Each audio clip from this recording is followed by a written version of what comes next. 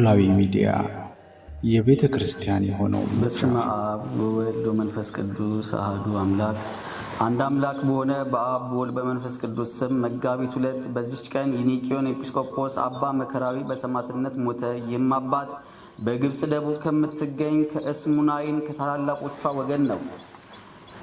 ለኒቅዮስ ከተማም ኤጲስቆጶስነት ተሾመ። የስደትና የመከራ ወራት በሆነ ጊዜም ስሙ ዮፋንስ የሚባል መኮንን ወደዚያች ሀገር ከንጉሥ ተልኮ መጣ። የክርስቲያን ወገኖችንም ያሰቃይ ዘንድ ጀመረ። የዚህንም የቅዱስ ኤጲስቆጶስ አባ መከራዊን ዜና ሰምቶ ወደ እርሱ ያመጡት ዘንድ ወታደሮችን ላከ።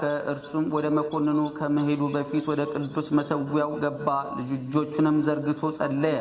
ንዋየ ቅድሳቱንና የመቀደሻውን ልብሶች በመቅደሱ ውስጥ አኖረ። ከዚያም በኋላ ቤተ ክርስቲያኑን ይጠብቅ ዘንድ ወደ እግዚአብሔር ኢየሱስ ክርስቶስ ፈጽሞ ማለደ።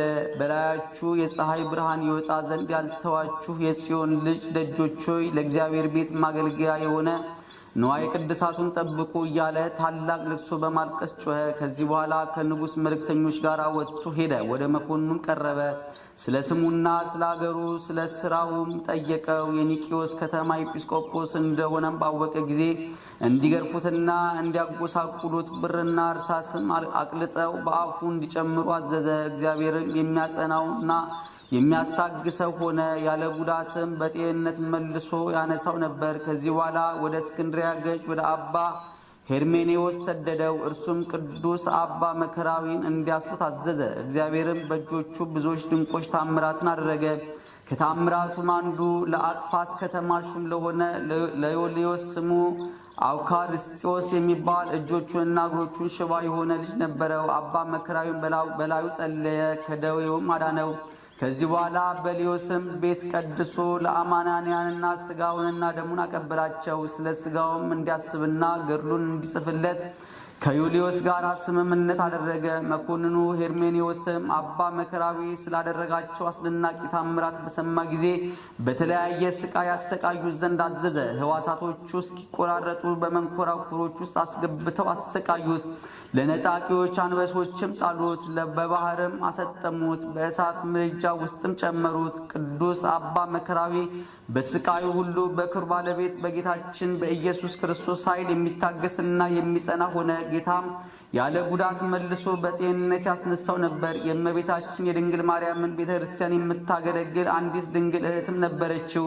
2 ወንዶች ወንድሞችም ነበሩት። የአንደኛው ስም ዮሐንስ የሁለተኛውም ስም ይስሐቅ ይባላል። በእስር ቤትም ሳለ ወደ እርሱም መጡ። አንተ ስለ አባታችን ፈንታ ስለ አባት ሁነህን ነበር። እነሆ የሙስ ልጆች እንሆን ዘንድ ትተህን ትሄዳለህ እያሉ በፊቱ አለቀሱ። እርሱም አጽናንቶ ወደ ቤታቸው አሰናበታቸው። ዩልዮስም የዚህን ሽማግሌ ሞት በጽሑፍ እዘዝ፣ ከእርሱም ታርፋለህ ብሎ መኮንኑን መከረው።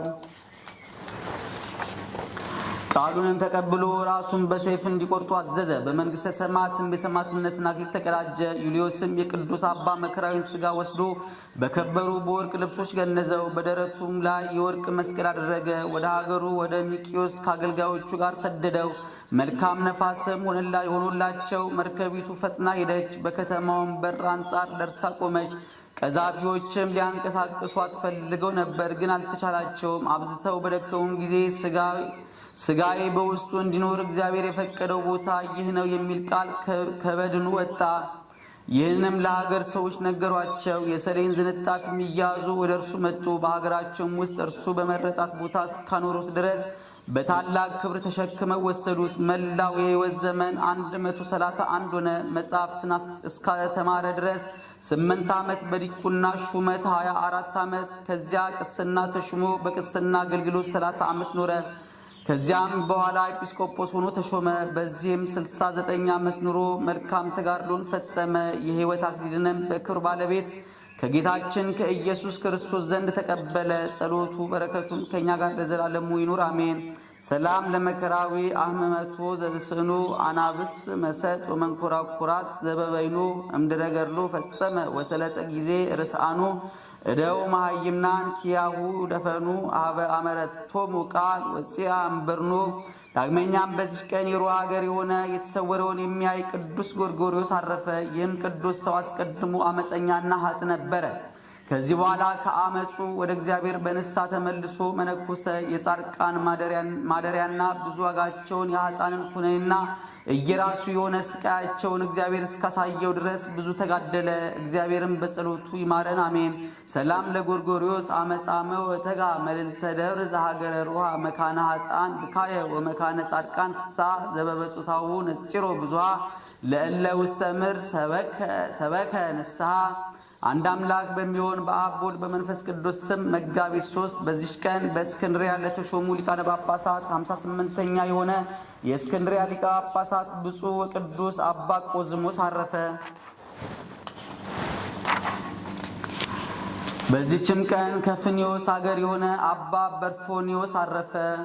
ዘአቅረብኩ ማህሌታ ዘኪርያ ይላፈ ምለት ጸምዱከ ዘልፈ ለላ አነብብ ተወከፍ እንዴቴ መጻፈ እንተረሰይከ እግዚኦ ጸሪቀ መበለት ኩፈ እምእላቡ ቡላን ዘተርፈ ነቢያት ቅዱሳን ሐዋርያት ሰባኪያን ጻድቃን ወሰማዕት ደናግል አዲ ወመነኮሳት ኢራን ባርኩ ጉባኤታቲ መካን እስከ አረጋዊ ሊቅ ወንዑስ ሕፃን ለዘጻፉ በክርታስ ወለዘአጻፉን ዘይደርስ ለዛንበቡ ለዘተርጎሙ በልሳን አዲስ ወለዘሰማ ቃሎ በዝነ መንፈስ በጸሎተ እሙ ማርያም አራቂተ ኩሉ እምባይስ ህቡረ ማረነ ኢየሱስ ክርስቶስ።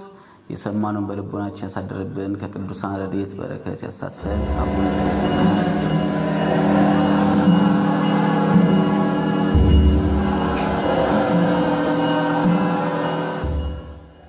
ኖላዊ ሚዲያ የቤተ ክርስቲያን የሆነውን ብቻ